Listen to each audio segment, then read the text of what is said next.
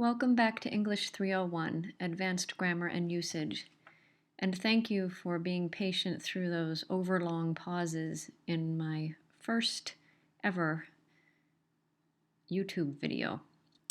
Anyway, let's begin. So thank you for having read the introduction to the book, which explains my approach to grammar, and thank you also for reading about the parts of speech which constitute the first 2 weeks of the course. If you can tell from the introduction, I regard grammar as both what we might call descriptive and prescriptive. That is to say, grammar explains or can help us to explain what's happening in the language at a given time. So grammar can tell us why someone in a particular situation speaks the way that he or she does. Grammar also can be used prescriptively. That is to say, grammar can help us to make decisions about what we want to say or what we want to write at a particular time and for a particular reason. So there are some rules to grammar. There certainly are rules.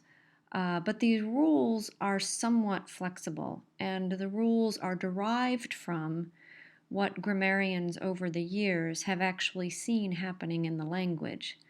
So that is to say, they didn't sit down and make this stuff up somewhere.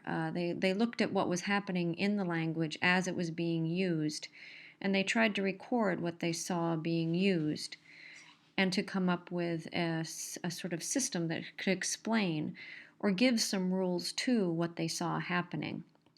So this is an ongoing process, but what's remarkable about grammar is that, in fact, over the years, even as English has changed quite dramatically, the rules, so to speak, or the way the rules that have been derived to explain how the language is working have remained remarkably consistent.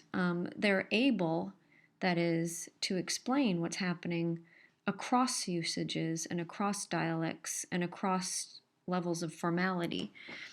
So this is really quite fascinating, and I will show you what I mean concretely as we turn to the details of grammar.